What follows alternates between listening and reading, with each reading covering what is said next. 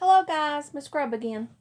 I'm getting ready to go over instructional resource number 2 for assignment 2.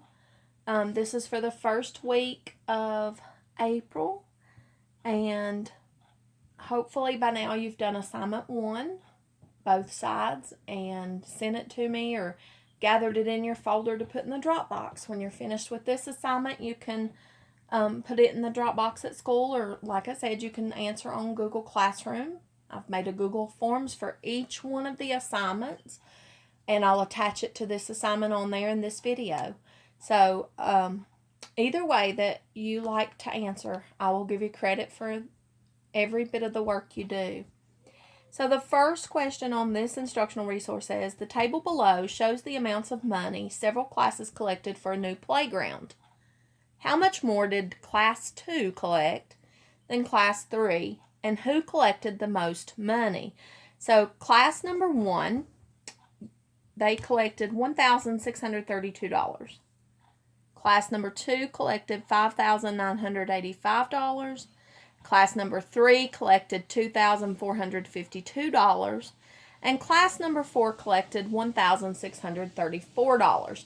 So the first part of that question says, how much more did Class 2 collect than Class 3?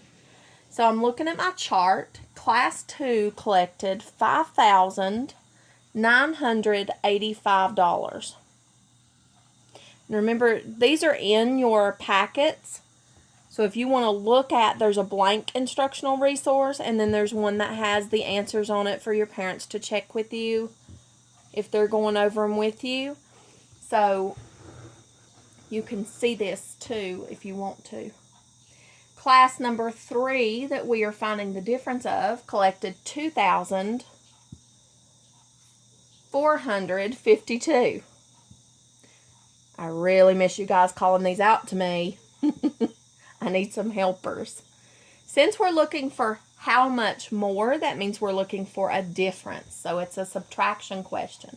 So I start with my smallest place value, 5 minus 2, 2 in your head, 3, 4, 5, so that's 3. 8 minus 5, 6, 7, 8. 9 minus 4 is 5, and 5 minus 2 is 3. 1, 2, 3, comma me. So class number 2 collected $3,533 more than class number 3. Class 2 collected that much more than class 3. In case I said that backwards. Okay, the second part of that question says, who collected the most money? So that's a comparison question. Just like with addition and subtraction, these are best if you line them up on notebook paper so that you've got each digit in its own value and its own place value. I don't want to compare hundreds with ones because there's a big difference, especially when it comes to money. 2,452 and 1,634.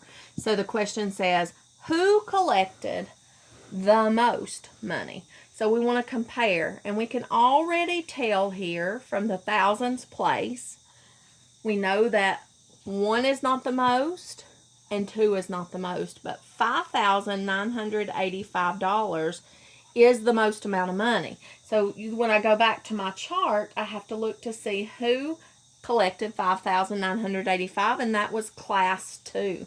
So for that answer, who collected, it would be class 2, not the amount. Okay, so this is somewhat the picture on the next question. It says, use these words to label the arrows on the polygon shown. Angles, lines, line segments, and ray. So we got 4 words to choose from.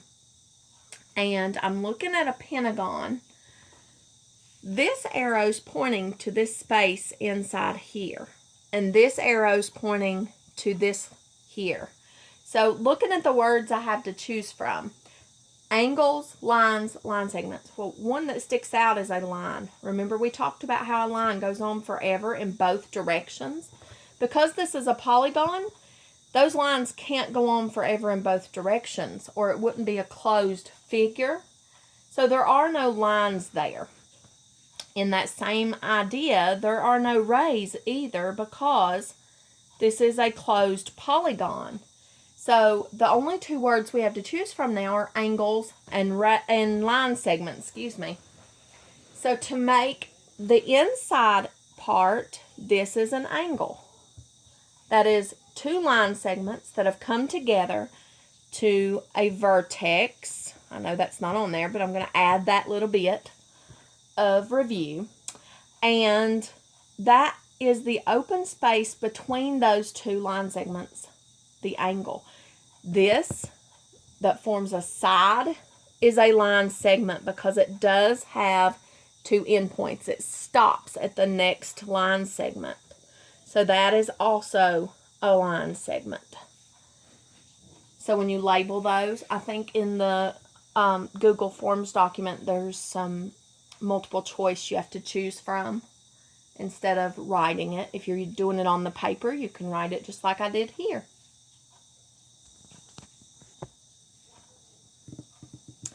Okay, the last question on that top row has this figure, and it says circle all the terms that apply to this figure.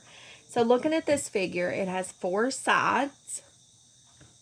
All four sides are equal, and it has four right angles. So I show those right angles with the square in the corners. It has four equal sides, so I'm going to use the same congruency marks. I'll also point out that this side, the left side, is parallel to the right side, and the top is parallel to the bottom, okay? So let's look at our choices. I'm going to have to hold this up, so bear with me. Square. Well, to be a square, it has to have four equal sides. Check. It has to have four right angles. Check. And opposite sides have to be parallel. Check. So it definitely is a square. Rectangle. To be a rectangle, opposite sides have to be congruent. Top and bottom are equal. Left and right are equal. Opposite sides have to be parallel, and they are. And it has to have four right angles. So it is a rectangle. To be a trapezoid, it has to have exactly one pair of parallel lines. This one has two pairs. Top is parallel to the bottom and left is parallel to the right. So this is not a trapezoid. It can only have one set. Polygon means it is a closed figure with no curves. So straight sides. So this is a polygon. Quadrilateral means it has four sides. And rhombus, to be a rhombus, it has to have four equal sides, four congruent sides, opposite sides parallel to one another. So it is a rhombus. So the only one of those you should not circle is trapezoid.